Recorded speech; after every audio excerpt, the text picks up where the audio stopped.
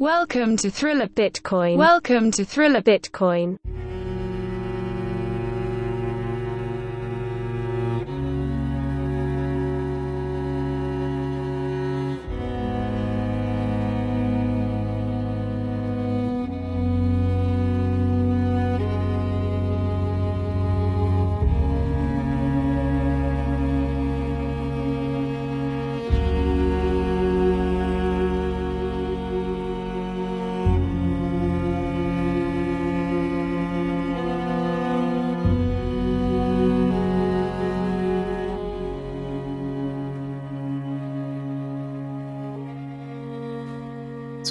Been a crazy last few months actually, because we do a lot of like builder and startup stuff here at Plub Lab, and so I saw that. Yeah, I would just be interested in hearing more about you. Tell me how you even heard about Bitcoin, Ryan. I'd be curious to hear that. Maybe I could start with the musical side. Yeah, sure. Yeah. As an intro, because Bitcoin kind of factors into that at a certain point in the last few years. My friend actually asked me to do like a write up for a radio station a couple of weeks ago, and I was just going to write like a paragraph or two, and I ended up writing like 6 pages, and that was like the short version. My whole life has been kind of a crazy musical journey. Super eventful, but also like at the same time really solitary and peaceful. It's kind of been a crazy movie. But I guess I started with piano lessons when I was young, and did that for a few years till I got kind of bored of it.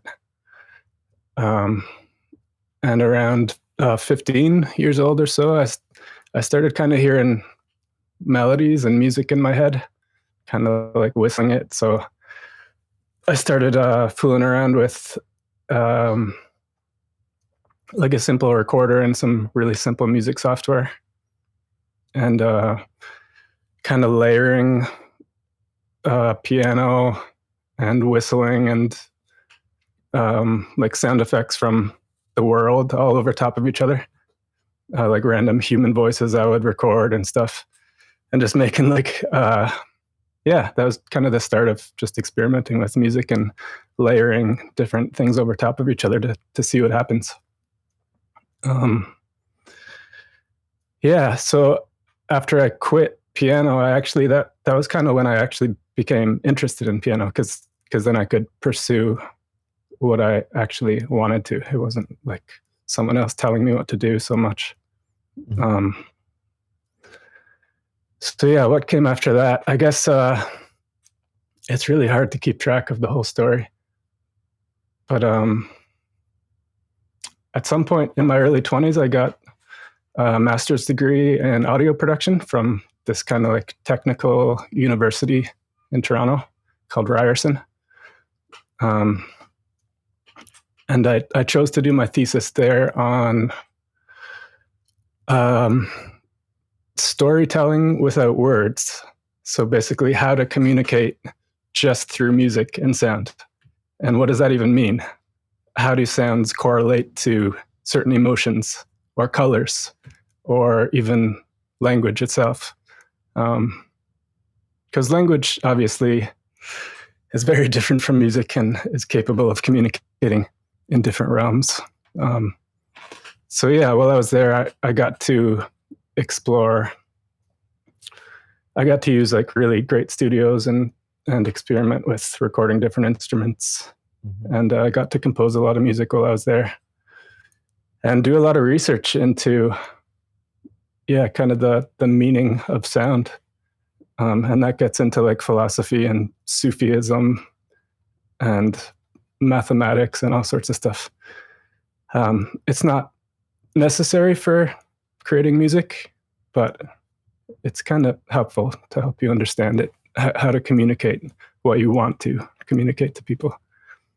So after that, I pretty quickly got started getting jobs at like production companies around Toronto doing, I basically did anything to do with sound. I did sound effects for like animated videos. I did post-production, editing, soundtracks, doing like a lot of on-set recording for short films and really horrible ads for like big corporations and stuff. And at a certain point, I got really sick of just doing, is it okay to swear? Yeah, absolutely. I mean, I don't swear. I try not to, but yeah, go for it. Okay, I'll say BS. Just doing like making total BS ads for like big telecom corporations and stuff like that, and banks. So it's just being on set and recording sound, and just the whole thing is just pure BS, you know, commercials and stuff. So at a certain point, I said, I'm just gonna accept music composing gigs from now on. I'm not doing any of that stuff. I'm just going to be a music composer. So I did that for a couple of years and composed music for some short films and online videos and stuff. And then at a certain point, it started just feeling, just tell me if this is too long at any point. No, I love hearing the story. I have a lot of questions, but cool. I do this thing where I don't interrupt people now when they talk. Oh, nice. That's great. Man. It actually helps them. Yeah, easier for both of us, probably. Yeah, so at a certain point, it was starting to feel like kind of too much of a career, and I literally just dropped everything and took off to Mexico. What part of Mexico? The first time I went, I started like close to Mexico City, Querétaro, it's called, and did like a Spanish immersion for a week. Nice. I really suck at Spanish, but that helped get the basics. And then basically like hitchhiked, hopped on trains and trucks, like went all over Mexico. And that first time I was there, I've been there quite a few times. I find it really inspirational. Literally almost every album I've composed was after coming back from Mexico and just like filling up with sunlight and color and all the life that's down there. Yeah, I get a lot of inspiration from cultures. I'm up in Canada, and it's harder to get that sunlight energy here. So, but it's a good place to create quietly. Yeah, totally. It's people of the sun down there. Yeah, totally. I went to Mexico. Ended up having, I don't talk about it much, but I ended up having this sort of life-changing experience with peyote in the desert. And that's awesome. I didn't know what peyote was. I just met some people, this crazy Russian girl and a Mexican dude, and I went with them to the desert, and we did the whole peyote thing, and after that, I had kind of some epiphanies, and I just knew I had to go back to Canada, buy grand piano, and start composing my own music. Before that, I had been doing like a lot of kind of like remix DJ stuff, like sampling vinyl and adding my own piano to it. At that point, I composed this album, First Hymns, in a few months, and went back to Mexico again. In between this, I actually ended up going to Europe for a little bit and randomly met a Mexican classical pianist in Prague.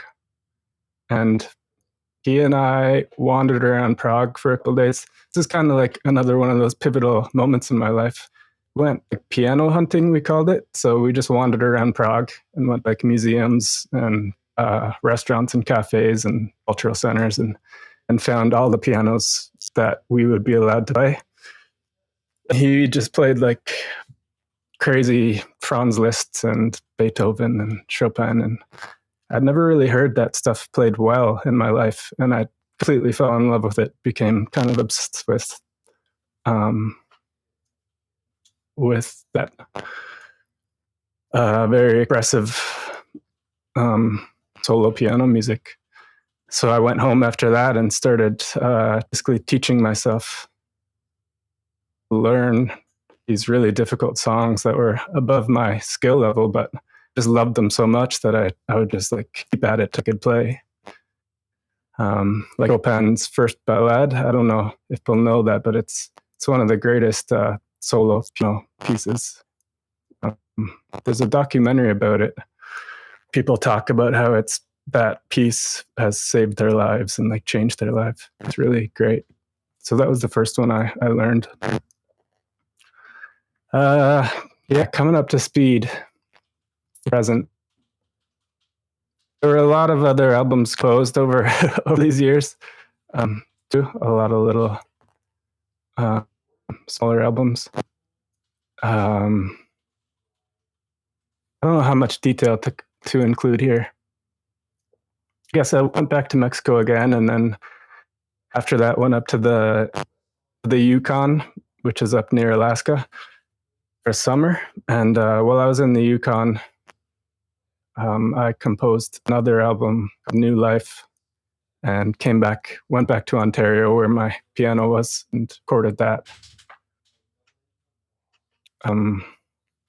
After that, I moved out to the west coast of Canada, basically I wanted to study music a bit more. So I came out here and found a teacher at the conservatory, and he taught me some bit more music theory.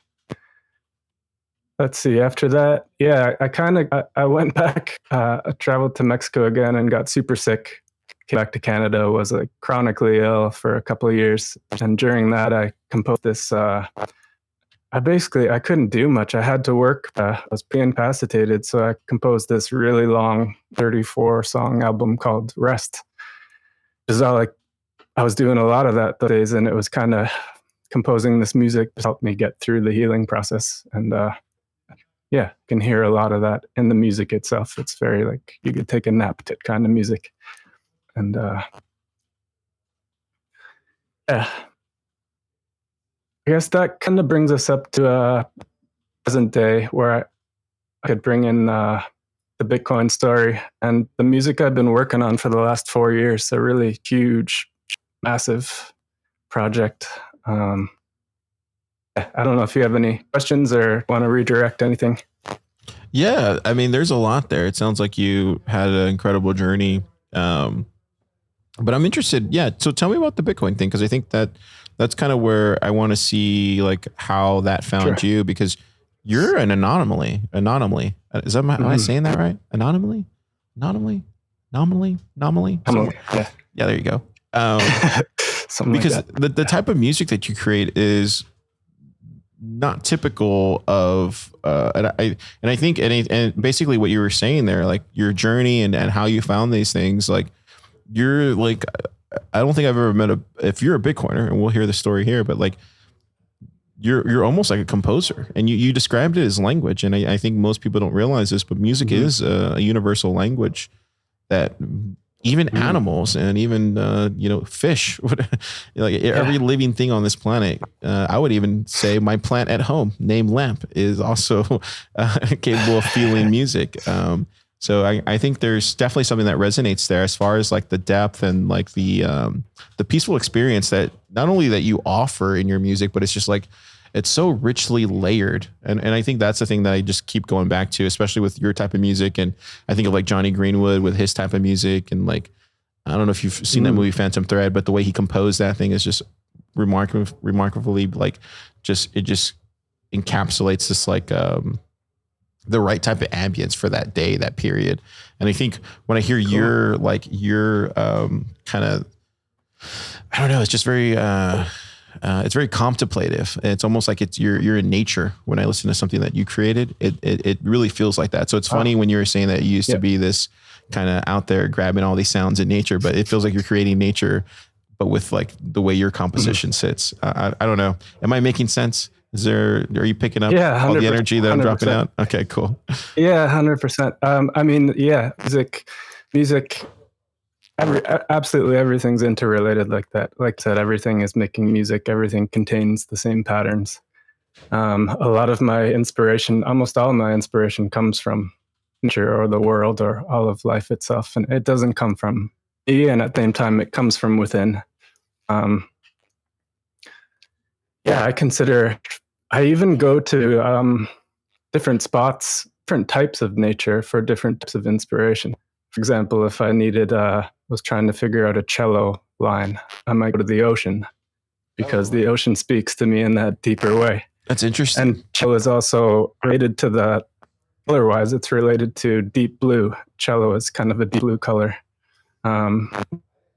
If I need a violin line, maybe I go find some beautiful flowers and they'll speak to me in a whole different type of music. That's fascinating that you do that, because there's something like whenever I have an idea that's sitting in my head and I'm not fully sure of it, but I have it kind of fleshed out.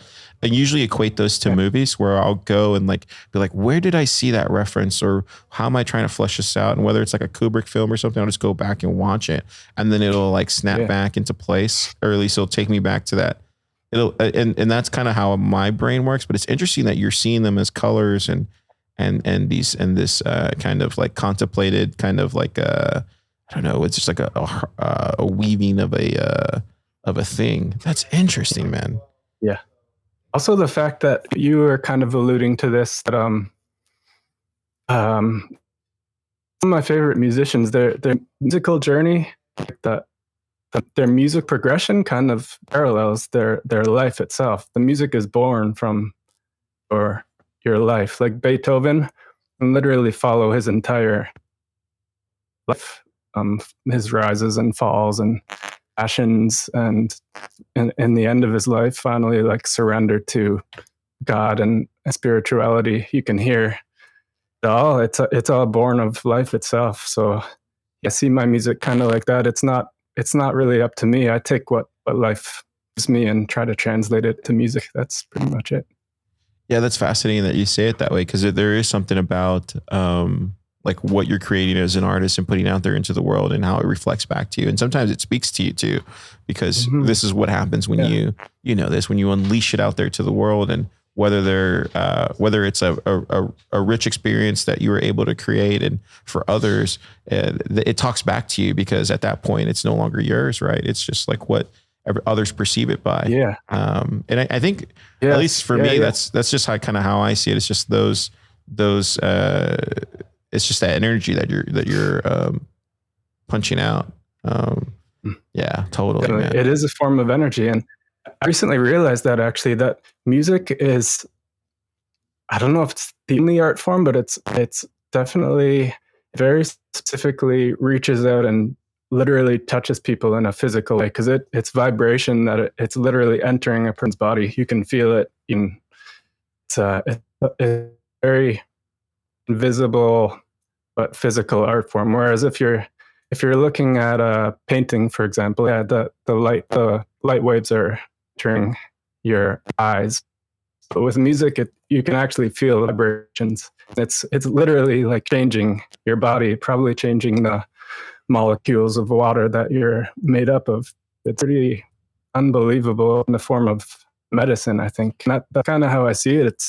It has incredible healing power. So I have to ask myself what kind of healing the world needs and what kind of music I can make to help facilitate that. That's kind of where I'm at now. So especially the last few years, the world obviously entered a period of fear and is still kind of in it, crisis after crisis.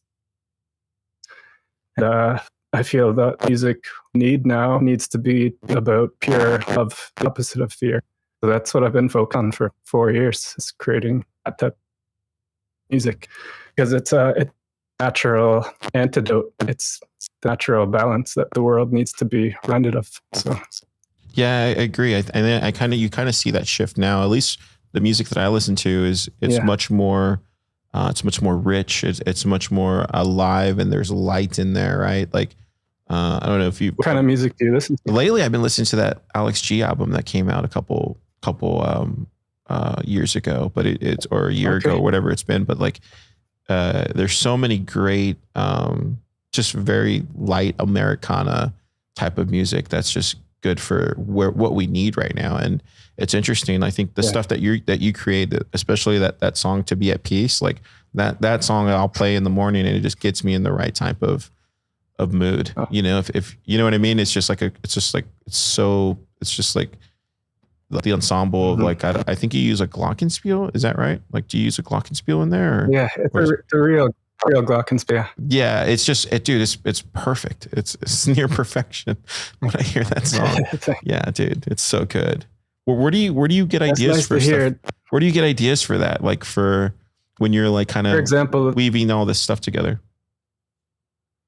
Yeah, that song specifically, it was it basically describes a vision of like sitting by the Klondike River in the Yukon, a sunny day with all the poplar trees, silver poplar trees around, and baby foxes running by, and old steamboat going by, and just complete silence.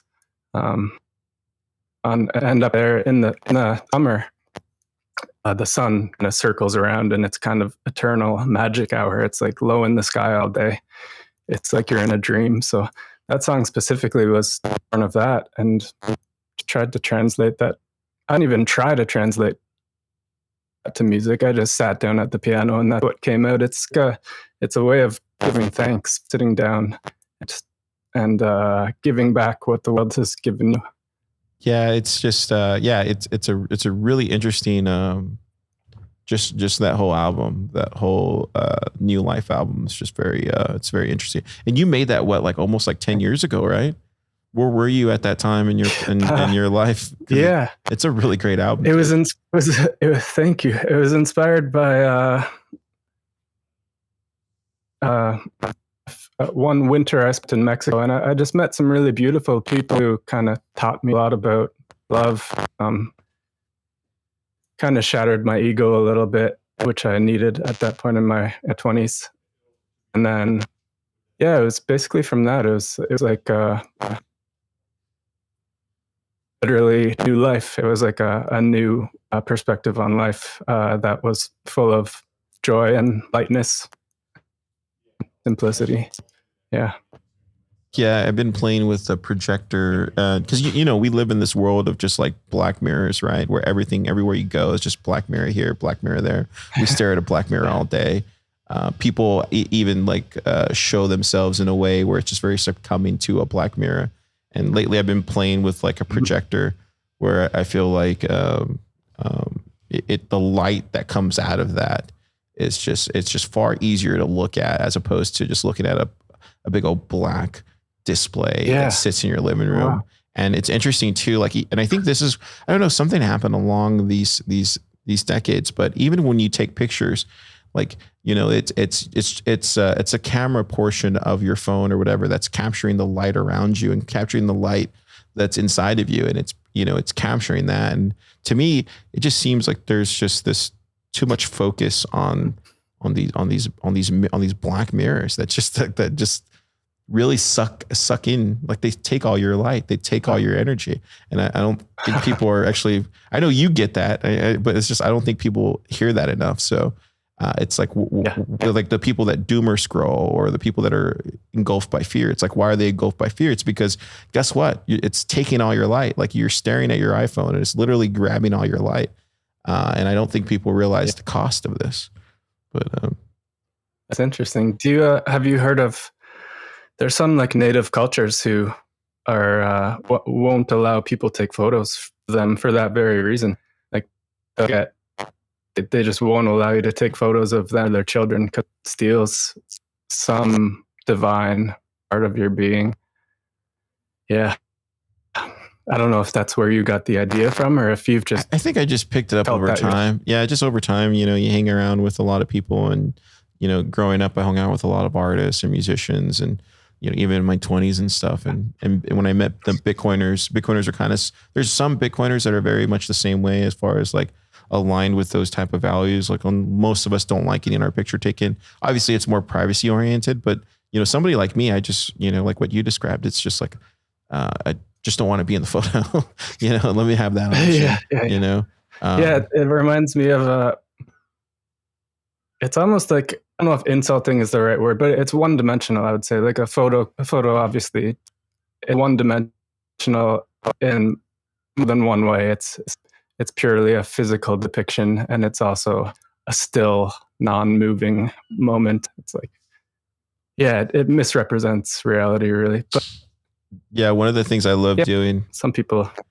Yeah, I was gonna say one of the things I love doing is just like drawing my friends. Like I like drawing everybody, and I'll just I love doing that because I think to me like having a drawing of your friend or somebody it just means more, and it's just something I love doing. Oh, yeah. I think that's just. Tell me about your books because you do write books and stuff like that, right? Yeah, I've been writing my whole life. It's been kind of the natural balance. Music writing is very language and cerebral, and music is kind of you can turn off that part of your brain and just feel. So I've gone back and forth my whole life, and writing literally as long as I can remember. When I was in kindergarten, 5 years old, I said that's how I questioned what I wanted to do when I grew up. I wanted to be an author, and that's what I've done. So. Yeah, I've written some novels, short stories. The last few years, I've really loved making illustrated children's books. I illustrate them with the crayon and just try to make them as silly as possible, silly and colorful as possible. So my bestseller, actually, I've been selling them for the last couple of years at farmers markets. The bestseller is actually this about Poo Man and Pee Man. It's like these superheroes who like shoot poo poo and pee pee, and it's just extremely stupid, but really people of all ages love that stuff. Even like elderly people get a kick of it. So that's my bestseller. I never expected this to be my life. That's funny. Selling like books about slinging poo. I mean, who doesn't like slinging poo? It's funny. That's hilarious. Yeah, great. So yeah, actually maybe that's a good jumping point. Actually, the reason I started focusing on selling my book a couple years ago is because all the COVID stuff happened. I've been working at a piano shop for 4.5 years, fixing pianos, and and one day the owner of the shop showed up and said, you have to start following these rules. And I said, no. And so he told me to hit the road. So I had no job. And at that point, I basically just committed myself to not working for any man. I saw how I was aligned with working for another person can control your income. So I committed myself to work every day for higher values of beauty and love and see what happens if I do that. So yeah, I kind of took everything into my own hands and started book business.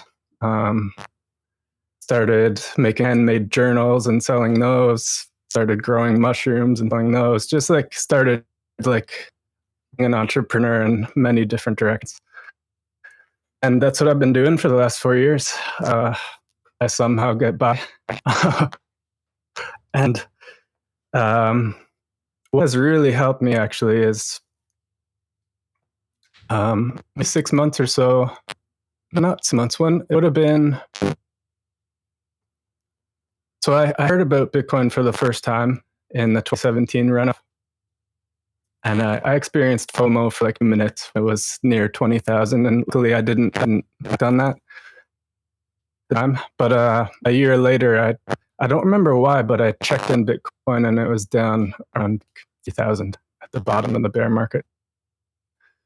And I started, I had the Bitcoin Standard. I started listening to podcasts, and I basically moved my savings, all of them, from the bank into Bitcoin. Wow. Say all of them, it was a very small amount, like under $10,000. But and that ended up when I was fired from the piano shop for basically standing up for myself. Bitcoin at that moment started running up. If you remember, right after March 2020 stuff kicked off, it started running up. So that gave me helped me not to have to I could try to get another job, I was able to say, okay, see what happens. And I have a few months to try to figure out my own income streams. Hey. So Bitcoin literally saved me at that. It really gave me a lot of freedom at the exact right moment. You purchased some Bitcoin in 2018. You were able to become a lot more self-sufficient because you had some runway to, and you're an artist, like you're a creator. You're born an artist. You're born to do what you're supposed to do. What was it that you got right away about Bitcoin when was it the energy thing? Because I think for me, like when I look back on it, it was the cool tech stuff and it was the cool future that it could possibly be. But for me, it was just the energy thing. Like for me, it was like, you're literally talking about energy. And we were just talking about that earlier. Like, and I think this is why musicians get it a lot faster than most people, is because it's energy. It literally is energy that's been created from mining, and then it's captured in a digital form. And I think for us musicians and artists, we're able to understand that because at the turn of the century, we were able to see kind of the same thing that Radiohead saw, right? Like they saw where this was all headed, but they also saw the possibility of, hey, maybe there's this alternative path that we could probably move towards. And I think Bitcoiners, I think most based Bitcoiners understand that, but I think musicians probably understand that more on an instinctual level, the energy part of it. What was it about it for you? I mean, you said it pretty well there, but definitely, yeah. The Sailor Breedlove series talked a lot about that. I think I saw it from the energy perspective, but from kind of the reverse angle. It storing my energy, my life energy. Time and proof of the time and work. It's a pretty simple concept, but people are unfamiliar with it because we've never had it in our lifetime. The fact that Bitcoin would store that energy, and the result of that is the freedom to what you want, which I believe most, if not all, humans are meant to create and dream. And a prerequisite of that is actually leisure and time to stew, and time and space to allow your creativity to take whatever form it wants to. So yeah, I think you said it pretty well there, the energy part. Yeah, I think that's a really crucial piece.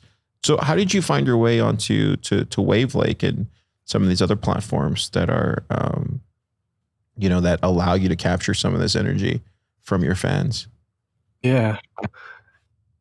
First heard about Wavlake in the John Vallis podcast with Joe Martin. I don't know if you heard that one, but it was like exactly a year ago, pretty much.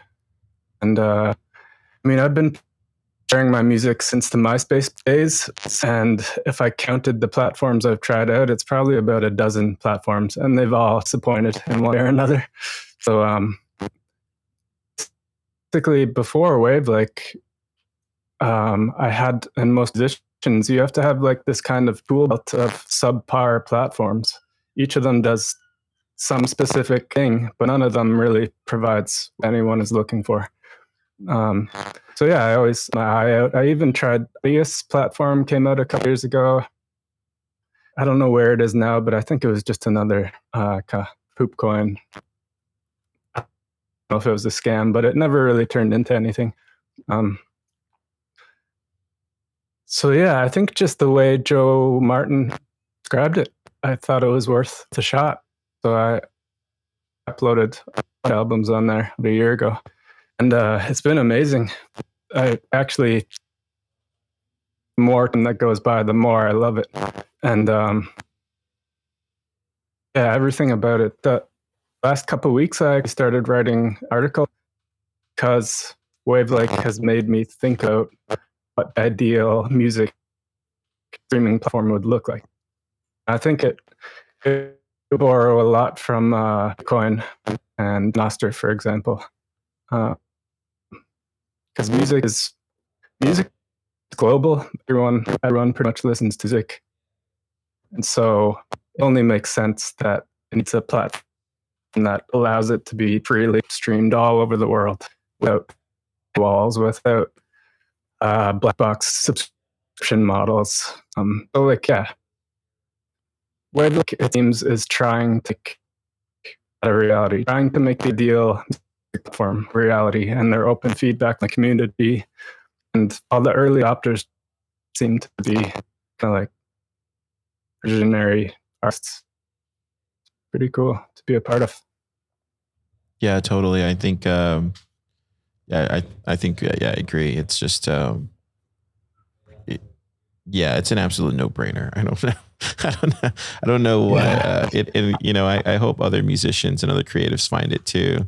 Has there been any? Do you hang out with musicians or any other creatives that you've told about it, or are you more kind of like, what do they say? Are they? Yeah.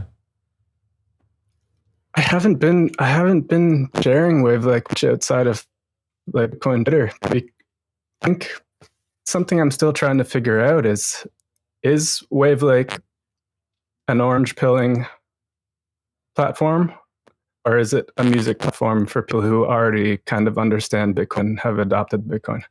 Interesting. Because I think my main thing is the onboarding process. So if someone doesn't have any Bitcoin, if one of my friends doesn't have any Bitcoin, it just seems like a huge task to explain not only this new platform, but also Bitcoin to them. That's why I think they're pretty early, because most people don't understand Bitcoin, let alone value for value. It just seems like a big hurdle at the moment for music listeners to get over. So I'm trying to figure that out, and I think we will figure it out pretty soon.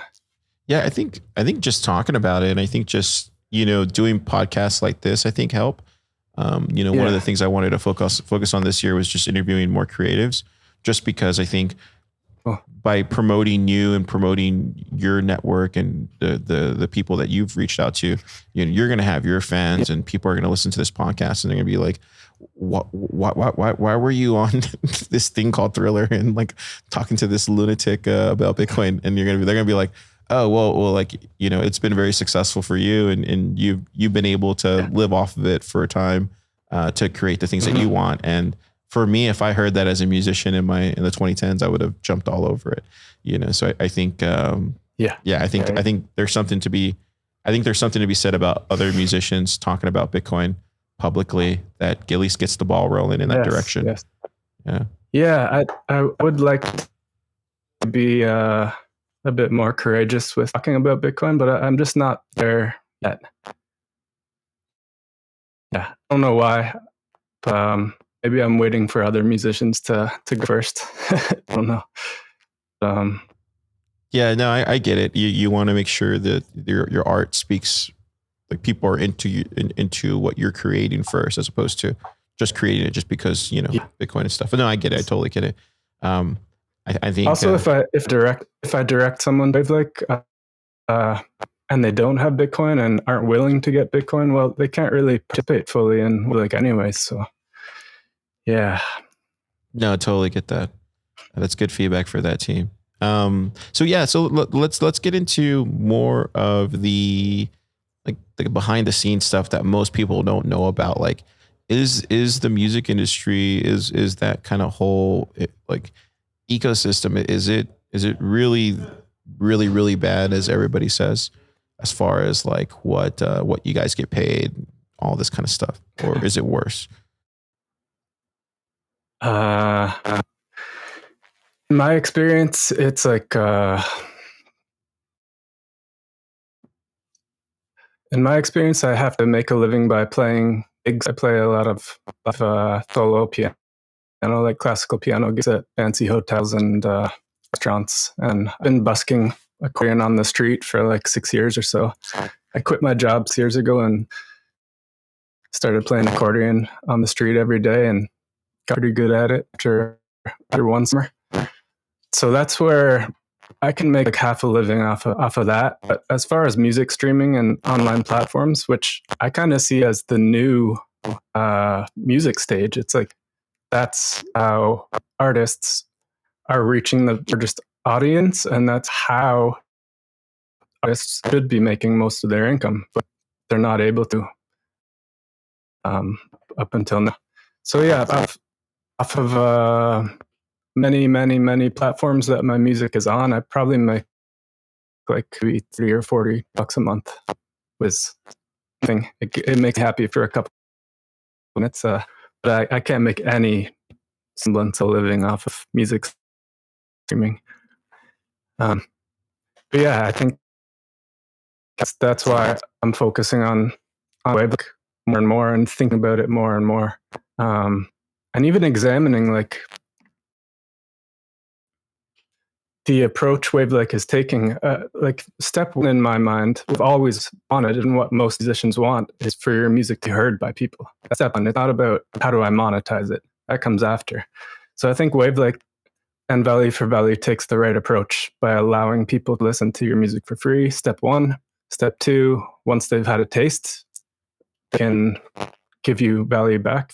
It changes their life or help them have a good day.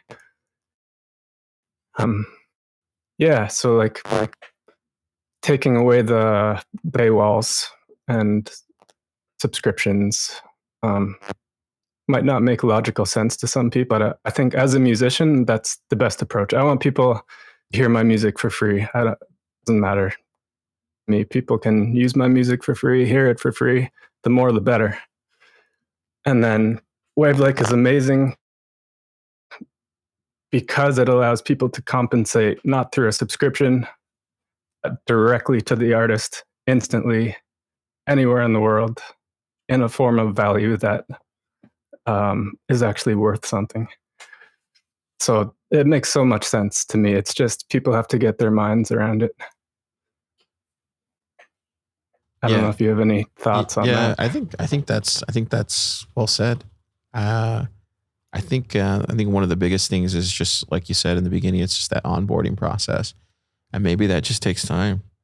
Yeah, maybe that just takes time. I can't believe it's only like less than $30 a month just from all that music that you created. Yeah, man, that's wild, dude. And that's spread around like Spotify, YouTube, Deezer, Apple Music, like all comes together, and yeah, that's it. That's wild. Yeah. Gosh. Yeah, and I think even like I'm lucky enough to have like a good enough following where my podcast will generate sats and Bitcoin and all that kind of stuff. So lucky in that regard. And I think for me it's a no-brainer. Like you just have to keep at it, even if it's just like pumping out podcasts every week. It's just one way to make a nice little chunk of Bitcoin. I don't know. Yeah, for sure. Yeah. Are there other avenues? Are you looking at exploring inside this space, inside of the ecosystem that is Bitcoin? Is there anything that surprises you or you wish would be a lot easier other than the onboarding process? I am kind of hopeful that more Bitcoin music festivals will pop up. I hear people talking about that more and more. And that would be incredible, man, because just getting together with Bitcoiners in the first place. Bitcoiners are basically like the dream team. It's all the most beautiful humans from around the world. So getting together with them already gives you amazing energy. And then combining that with music created by those same people, I think it's going to be amazing. I'm excited about that. So yeah, I'm super optimistic, in large part because of Bitcoin and Wavlake. It's going to be a slow building process, but like you said, it's just about networking and meeting people slowly. And yeah, it's great. It's beautiful. So I'm excited about that. Yeah. I think maybe like Oh, go ahead. I was gonna say, I think next year for sure. Like we did this whole South by thing for Startup Day and Top Builder, and then literally Saturday there was nothing going on, and you go out in the streets and there's no music like it used to be. It's kind of sad. It was very sad, and I think next year I'm definitely gonna throw like a Thriller music event, and then who knows? Just invite all my friends who are musicians. And then see what kind of pans out. But I think it's definitely needed now. I think Bitcoiners need to start doing more music events because I think you'll reach much larger audience a lot faster. And I think music. I think if we ever get globally adopted, I think it's going to come through music. I don't think it's going to come any other way. I think personally, I think that's how it's going to happen. If we get global adoption, it'll be because of music. So, do you think because of popular musicians who adopt Bitcoin. Is that what you're thinking? Yeah, because if you look at anything culturally that's ever been created, or a technology that's ever been created around this type of stuff, it's always been through a means of getting together. It's always been a means of like communication or something like that. You can go back to like the World's Fair, right? When electricity came out, it was like, why did like what? It wasn't that everybody was there to see electricity. It was there because everybody wanted to get together. And I think we're at a time right now where it's very similar. It's like, but it's the creatives that are the ones that make this happen. It's not the inventors of the thing. They're just they just hand it off, and then the creatives are the one who actually facilitate the process of bringing people together. And I've realized that's just an incredibly unique skill that most people don't have, believe it or not, because it requires a lot of coordination, a lot of things that you have to put in place. And unfortunately, that's just a skill set that most people don't have. That's just kind of what I realized. And I think it comes very easy for musicians and creatives to do that, because it's there's a sense of performance there. There's a sense of wanting to be accepted. There's a sense of wanting to express how you feel and all these things. So I think music is going to be the thing that gets Bitcoin across the line as far as globally adopted. But I probably that's fascinating. That really excites me, actually, to hear you say that. I never thought about that. Do you think it'll be through like music festival type things where I think people are attracted? I think it's a little bit of music. I think it's a little bit of both. I think it's a little bit of everything. And so it's like, it's the Wavlake stuff, it's the Lightning stuff, it's going to be some of the festival stuff, but I think it's going to come down to hardware. And I think that's where, like, I think Jobs just understood that better than anybody, right? Like, if you look at back in the day, it's like, how was he able to turn Apple around, is because he went back to his passion project. He was a big Beatles fan, big Bob Dylan fan, and he wanted to make something, for, I guess, his daughter, according to the movie. So it just goes back to like creating something that you personally want, and then sharing that with the world. And it's very similar to music. It's like you have the song that you created, and I absolutely love it. And I wake up in the morning sometimes listening to it. And so you're not only helping me in those mornings, but you're helping others, right? So it's just very similar to that. It's just bringing that something very personal to you and sharing it with the rest of the world that people respond to. It's a human experience, Yeah. It's a really simple mindset. Yeah, it's not a hard mindset to get across. It's a real simple mindset. I don't know, but I'm a simple man. You mean like creating? Yeah, I'm a simple man. You mean like creating what you want to see in the world, basically? Yeah, it really is. And I think people are just afraid of the possibilities of what can happen, like good or bad. And but you need people out there to push themselves up against the window and maybe break it. Right. Maybe break it. It is. Yeah, we need to reimagine it. It is often combination of fear and a lack of imagination, because we're like fish swimming in water with a lot of these things. And we need to reimagine how things could be, for sure. Yeah. So I wouldn't mind talking about go ahead. Go ahead. No, go ahead. I was going to do rapid fire, but let's talk into another thing. Oh, I just wanted to mention the project I've been working on for 4 years. Yeah, tell me about it. So it's I kind of told you how it was sparked. It was sparked as a natural reaction to I have, like you, almost all my friends are musicians and dancers and painters. And I saw that everyone just lost touch with their soul, with their creativity. People lost all motivation. And I basically started writing this music to reconnect people with their soul. That's kind of the purpose of this music, to just through listening to the music, can literally remind you of what's inside of yourself, the beauty and potential. It's kind of a form of meditation that helps you be silent and remember kind of who you are. Is that is that the lo-fi classical piano, the volume 1 and 2? Or which one? No, I put those out over the last few years. This new music, I haven't released it yet, but End of April, I'm aiming to release the first part out of 7, and it's about an hour long. It's a string quartet, so cello, viola, 2 violins. I played piano on it, and then 2 singers as well. And I recorded it all with members of the Victoria Symphony here in BC. Wow. And I recorded each instrument by itself, one by one, and layered them all on top of each other. And it was partially a little bit inspired by Beethoven's late string quartets, which I think are just some of the highest, most spiritual music I know. So yeah, it uses string instruments and voice and piano, which are the instruments that I'm able to kind of communicate best with. Gosh, man, so I'm putting can't up wait to hear that. The first part, and then over the coming year, I've already recorded everything. I have to edit all the parts. So every couple of months, I'll put out another big chunk of music. So yeah, I'm super excited. It's been literally a 4-year process.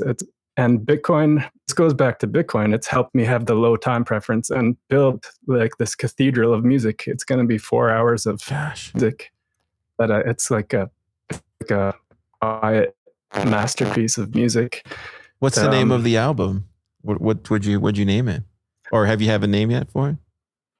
Yeah, it's going to be called There Is Love. It's just a simple reminder. I love it. And it's in 7 movements, and each movement has its own sub name. So the first one will be called Birth of Love. That's amazing, dude. I can't wait to listen to it. I can't wait to listen to it. Thanks, man. Yeah, that sounds so cool. Yeah, it's interesting how you describe it as a cathedral. Like these things take time, dude. You know, like everybody wants so much. Like everybody wants things done so quickly, and it's just like, no, man. If you want something great, like birth it into the world. Yes. You know, even if it takes months of agony. I mean, that's just how great things come about in the world, and whether it takes us 20 years or 10 years, or for you, somebody 4 years, that's incredible. You know, it's going to be absolutely perfect because Ryan literally was agonizing every detail. Tell me about the recording process. Like, what type of mics do you use on something like a glockenspiel or like I've never like I would just be interested to see the behind the scenes stuff. But yeah, tell me about it. I try to keep it simple, so I just have like kind of a jack of all trades, one mic that records everything pretty well. It's like an Audio Technica mic, and you just try to find the best placement for each instrument. So nothing crazy. And I record all over the place. I recorded most of the strings on this album in my friend's backyard. He has a woodshed, and it's like this little wooden shack, which is great for recording strings. Viola player just invited me over to his house, probably like 10 times or so. Went over there and recorded with him for a couple hours, and him and his cat. So I don't have a fancy studio. I literally just try to find a quiet place with decent acoustics and that's awesome, and do the best I can. That's amazing. Yeah. What let me ask you another question. Just this, let me get audio geeky. Sure. Do you add any processing or any plugins afterwards, or do you try to leave the room intact, I guess? Just very simple, not too much. Just mainly reverb. I do like EQ for every track. Try to take out the frequencies that are kind of disturbing to the ear. Try to also make space. Like sometimes you have to subtract some middle frequencies from one thing so that the vocals come through in the mids. No, just really simple processing. Reverb, a lot of like volume automation. Be pretty simple, yeah. Yeah, that's awesome. And yeah, panning is important to try to like trying to create space so that all the voices can be heard clearly. Yeah, that's amazing. Gosh, dude, can't wait for that. Are you gonna drop the first track on Wavlake, or are you? What are you thinking as far as like the rollout? Yeah, what does the rollouts look for like musicians these days? I've seen the process where people release like one track a month, and then at the end of like a 7-month cycle, they'll release the whole album type of thing. Like, what's the rollout for musicians these days?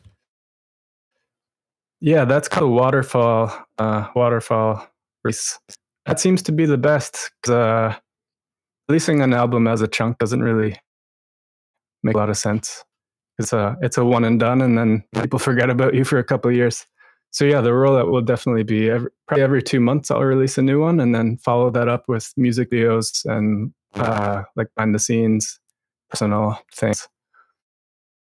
Yeah, definitely. And I am thinking I'd like to maybe release it on Wavlake early. Yeah, yeah, exactly. You might as well. You put so much work into something, you might as well spread it out a bit. But I want to maybe talk to the Wavlake guys, Michael and Sam, and see if I do like early release. There's some sort of promotion just on Wavlake first. Yeah, totally. I mean, I know Sam's listening to this right now. Sam, make it happen. Come on, Sam. Cool. Ryan's a great guy. He's a musician too, so Thanks. He gets it. Yeah. Yeah. I know Sam. I almost went to his Noster meetup and event in Phoenix a few weeks ago. Same. Yeah. I'm actually not sure if Wavlake can take hour-long tracks. I have to look into that. Oh, wait, they're hour-long tracks, right? Some of them, 2 of the movements are like almost an hour long.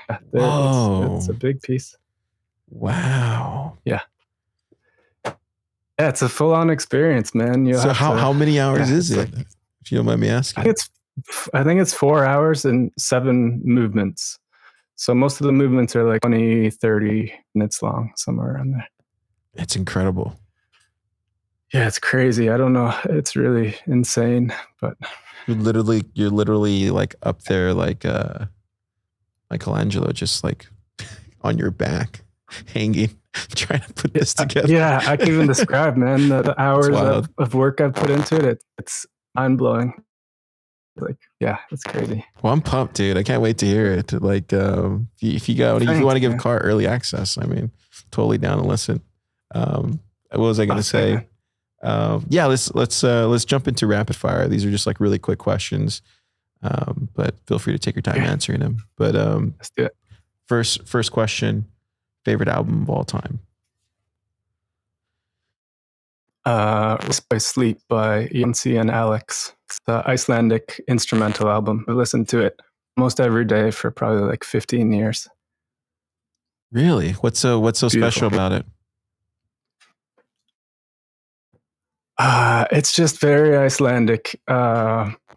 It's very like tonal and extremely peaceful and relaxing music with like soft tones and some soft folks. Check it out. Yeah, Rice Boy Sleeps. Yeah, I will. I'll definitely check it out. Next question. What do you feel is the one thing that music can do for people that hasn't already been done or most people don't know about? Can you be a bit more specific? As far as like whether it's like mental health or whether it's stuff like that, like a peace of mind. Like what do you think it is that music can do?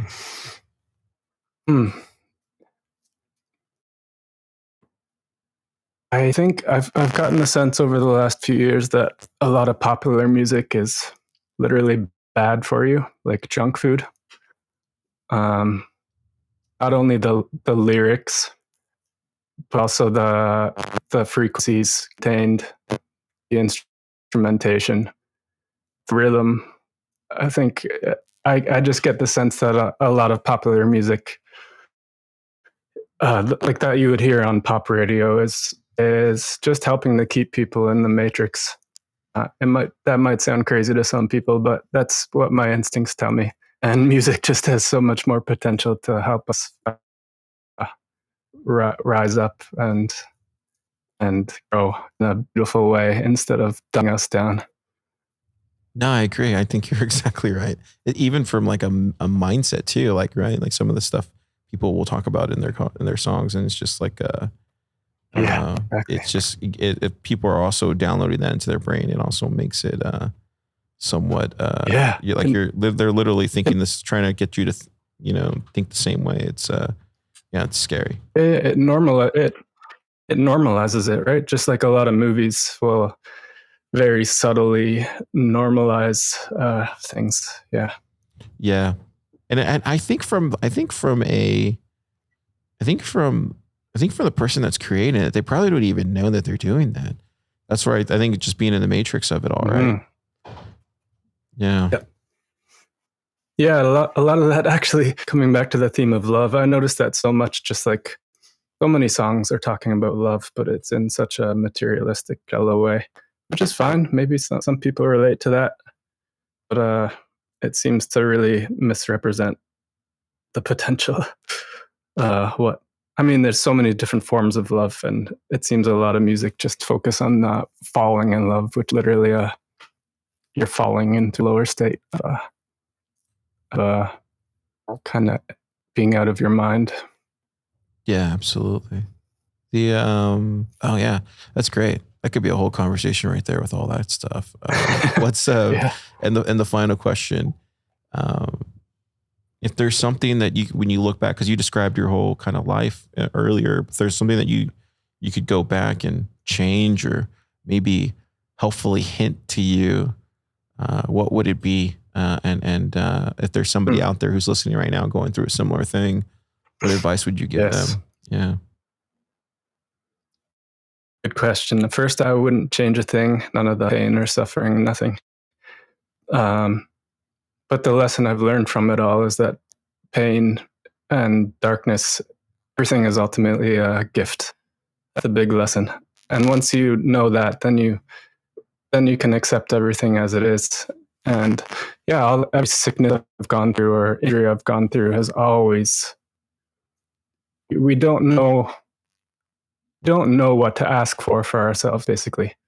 So we're given what we need and we resist it because we would never ask for the things that we actually need because we think they're bad or difficult, or we think that suffering is bad. But yeah, so I would just say that everything is ultimately a gift, including the insanity of the last 4 years. I mean, probably a lot of Bitcoiners can relate to how much growth has occurred and how courage in the face of fear is always rewarded, even if you don't think it is. It's always rewarded with higher gifts than living in the world of fear could ever give you. So yeah, I guess that's the answer. That's a great answer, man. That's such a great answer.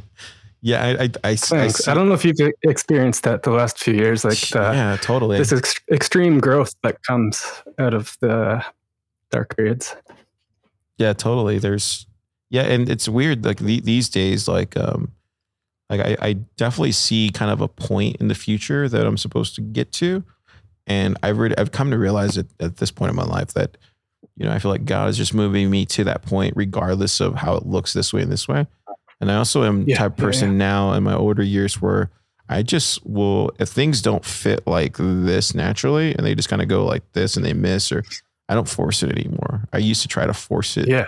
And I don't do that anymore in my younger years. Like that would be the advice I would give young people, is like, don't force anything. Just like let things just happen naturally.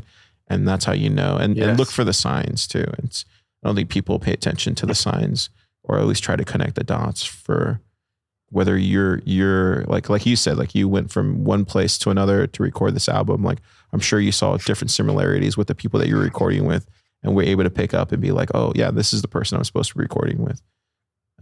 So yeah, beautifully said, man. And I'm glad you said it like that.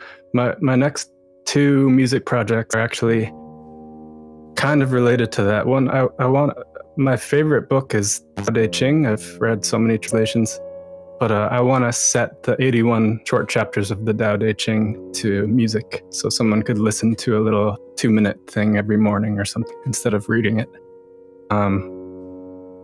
And the next big piece I've already started working on is related to surrendering to the will of God. Surrendering, like you said, you could call it flow, you could call it the Tao.